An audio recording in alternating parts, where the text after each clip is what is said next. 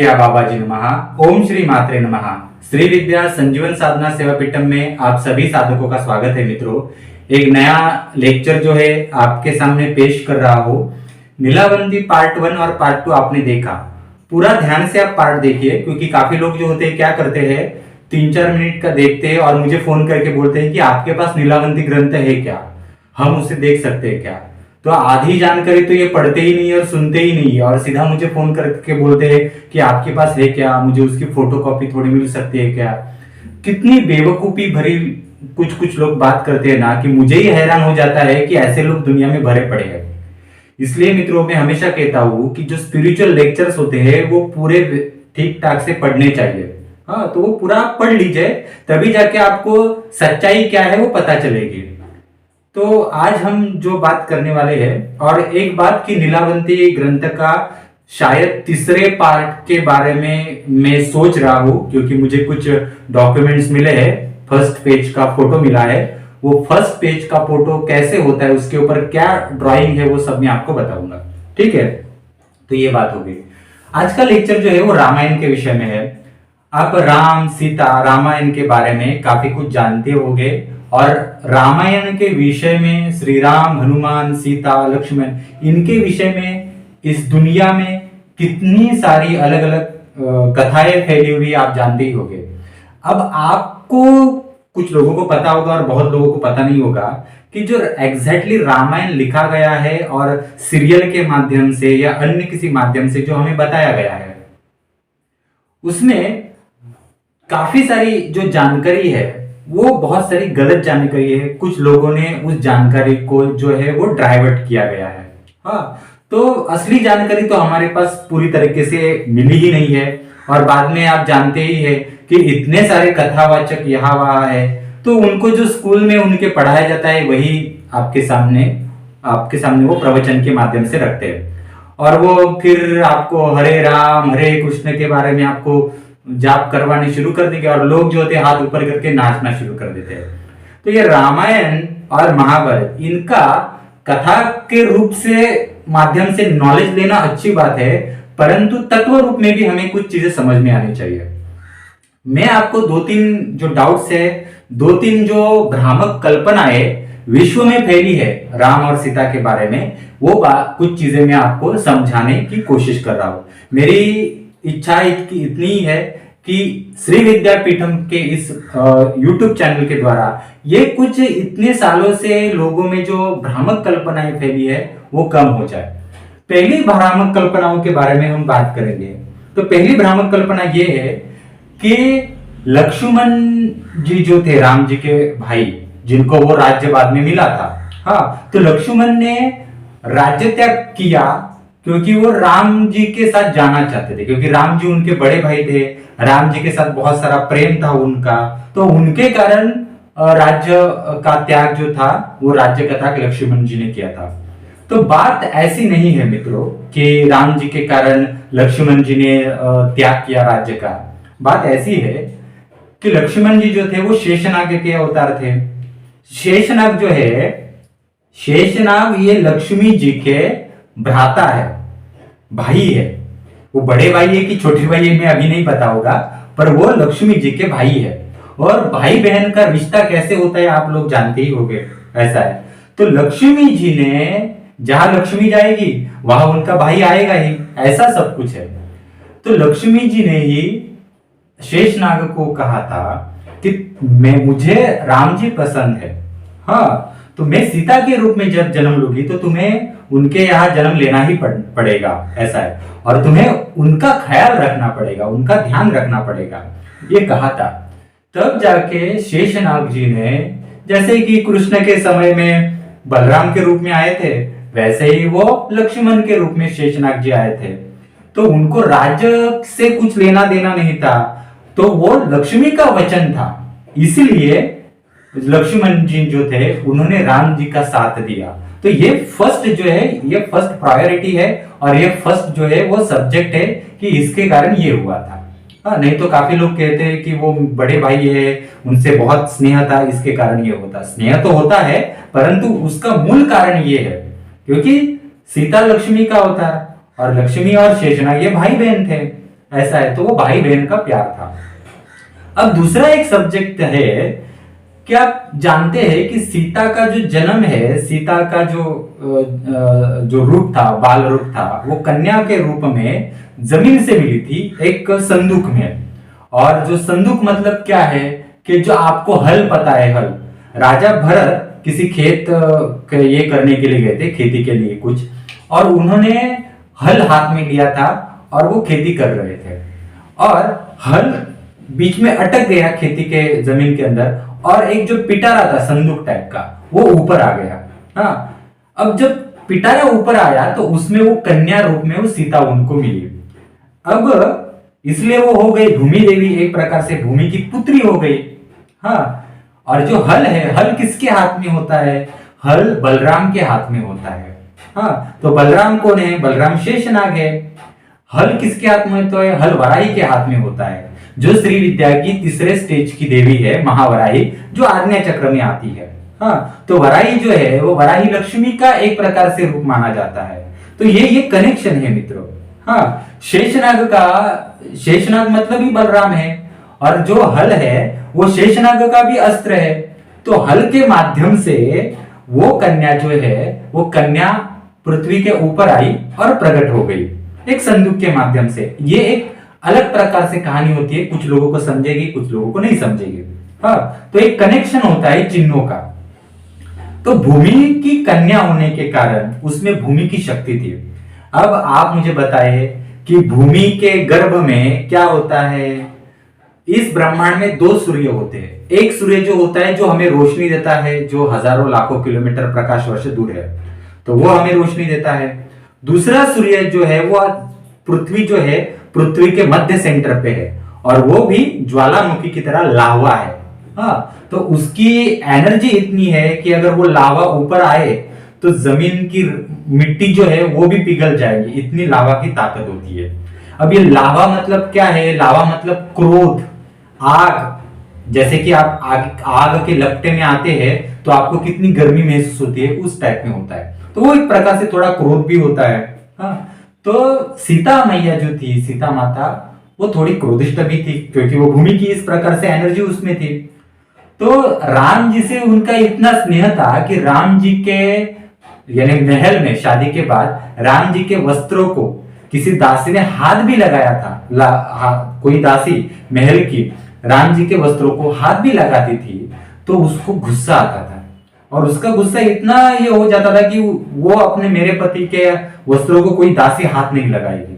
इतना उसका जो ये था, प्यार था, वो बहुत बड़ा था।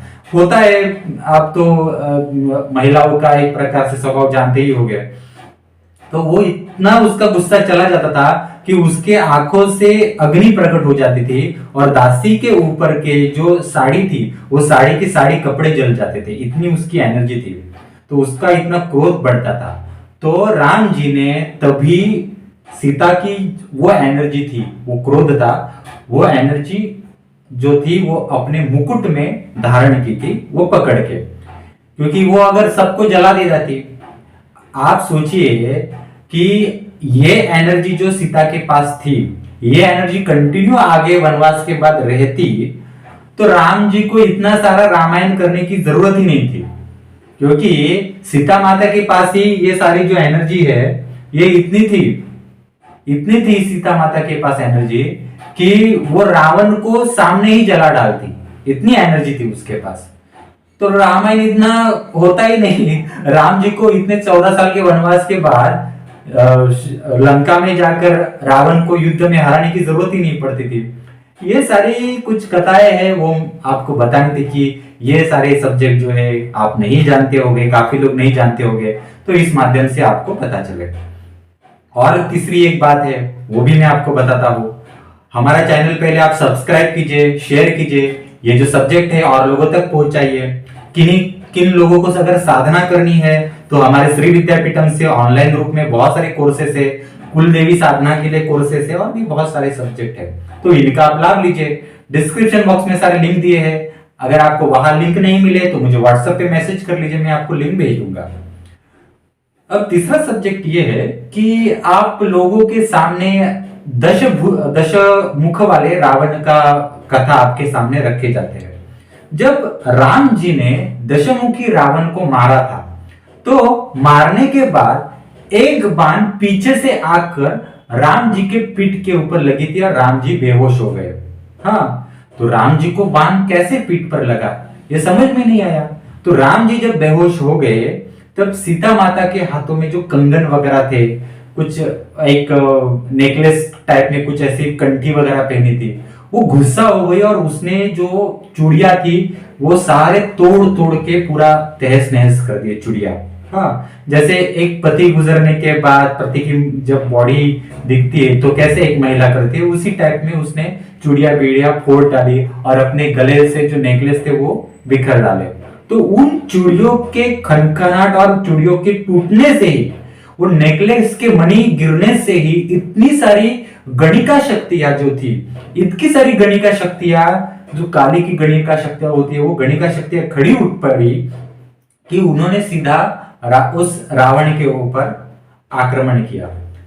अब मित्रों, राम जी ने जो मारा था वो दशभुजा जो था, दश मुखों वाला रावण था।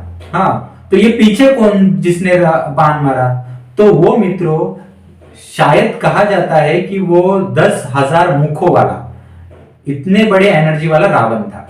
रावण ने क्या किया था, रावण ने अपने आप को 2 रूपों में विभाजित किया था। तो एक जो रूप था वो दशमुखी था और दूसरा मुख जो था वो 10,000 मुखी कहा जाता है। 10,000 मुखी मतलब 10,000 मुख नहीं होते, उतने लेवल की एनर्जी होती है, समझ गए। तो इस रूप में उसको विभाजित किया था। तो राम ने इसको मारा और जब पीछे मुड़ के देखा कि इतनी ये दूसरा रावण कहां से प्रकट हो गया, हाँ, ये इसको पता ही नहीं चला राम जी को, और वो बेहोश हो गए। तो सीता ने अपनी चूड़िया बीड़िया फोड़ डाली और उससे जो शक्तियां खड़ी उठ पड़ी। सीता क्रोधित हो गई कि मेरे स्वामी को पहले आप लोग जगाओ। फिर बाद में राम जी उठ पड़े बेसुध अवस्था से और राम जी ने उस दूसरे रावण का भी वध किया। तो ये भी जो कथा है, तो ये भी कथा सत्य है। ये 3 चीजें मैंने आपको बताई, क्योंकि काफी भ्रामक कल्पनाएं जो है वो यहाँ वहां फैली हुई है। तो पूरे YouTube चैनल्स के बहुत सारे हैं, बहुत अलग अलग प्रवचनकार कथावाचक अलग अलग टाइप का बताते हैं। तो मैं जो बता रहा हूँ वो प्योर ओरिजिनल सारी चीजें जो है वो पॉइंट टू पॉइंट आपको बता रहा हूँ कि आपके नॉलेज में वृद्धि हो। और ये भ्रामक कल्पनाओं को लेकर हम कब तक जिएंगे, ये सारी चीजें होती है मित्रों, ठीक है। तो आपको शेषनाग का एक सब्जेक्ट बता दिया, सीता के अग्नि का विषय बता दिया, हाँ, और अहि रावण का ये सब्जेक्ट बता दिया। और भी आगे बहुत सारे सब्जेक्ट है, वो भी मैं आपको बताऊंगा। और ये चैनल देखने वालों को मैं विनती करता हूं, आपको अगर श्री विद्यापीठम से कोई भी साधना करनी है तो आप जरूर कर सकते हैं। तो मैं आपको थोड़ा साधना का ये बता देता हूं। ये हमारे पास सुवर्णाकर्षण भैरव साधना है, इसमें पूरा सुवर्णाकर्षण भैरव का तर्पण अभिषेक विधान दिया है। ये धन प्राप्ति और काफी कुछ चीजों के लिए है। तो ये बुक है और साधना हमने पूरा टोटल सिखाया है। हनुमान जी की साधना है, जिनके ऊपर ब्लैक मैजिक हुआ है काफी सारा, तो काफी सारी चीजों के लिए हनुमान जी की साधना है, इसमें भी काफी सब्जेक्ट हमने सिखाया है। जो लोग कुल देवी की सेवा नहीं करते, जिनको काफी पीढ़ियों से कुल देवी के बारे में कुछ भी पता नहीं है, जो लोग सिद्ध कुंजिका का सालों से रट्टा मार रहे हैं, हाँ, परंतु सिद्ध कुंजिका जागृत नहीं हुई उनकी। कुछ लोग जो है नवारण मंत्र का 15-15, 20-20, 1-1 करोड़ जाप करते हैं, हाँ, उनको कुछ फर्क नहीं पड़ा है। तो फर्क कैसे पड़ेगा भाई, जब तक आपको प्रॉपर नॉलेज ही नहीं है, प्रॉपर कैसे स्थापना करनी है पता ही नहीं है। तो उन सभी लोगों के लिए हमारा सिद्ध कुंजी का कोर्स है। इसमें पूरा चामुंडा तर्पण, चामुंडा अभिषेक, कुल देवी का कैसे पूजन वगैरह करना है, ये सब कुछ बताया है। इंडिया में कहीं भी ये सब्जेक्ट जो है सिखाया नहीं जाता। तो और ये सारा जो सब्जेक्ट है वो आगम शास्त्र का है, और निगम शास्त्र अलग है, आगम शास्त्र अलग है, ऐसा है।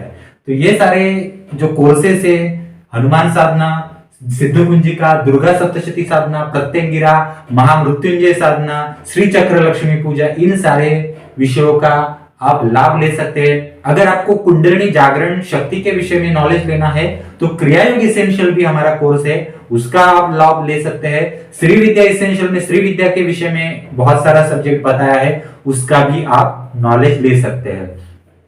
क्या होता है मित्रों, काफी लोग जो है हमसे संपर्क करते हैं, परंतु ये साधना करना इतनी आसान चीजें नहीं है। आप दूसरी तीसरी जगह पे जाके मंत्र दीक्षा ले सकते हैं और चांट करके रट्टा मार सकते हैं, परंतु आगम शास्त्र के ओरिजिनल साधना सीखना ये नसीब में चाहिए मित्रों। ये ऐसे ही किसी के नसीब में नहीं होता, उसके लिए भी थोड़ा पुण्य तो चाहिए, ऐसा है। इसलिए साधना के लिए पीछे लगना और जुड़ के रहना बहुत इंपॉर्टेंट है। नहीं तो मेरे पास इतने सारे लोग आते हैं कि हमें साधना करनी है, हाँ, परंतु उनके वो पूरा इंफॉर्मेशन पढ़ने के बाद हमारे यहाँ पहुंच भी नहीं पाते, क्योंकि नसीब चाहिए। क्योंकि बहुत सारे लोग जो है ना गलत गलत जगह पे फंस चुके हैं, ऐसा है। और गलत गलत सारी चीजें करने के कारण उनके ऊपर, उनके कुल के ऊपर जो गलतियां बैठी है, वो गलतियां इनको आगे बढ़ने में रोक देती है।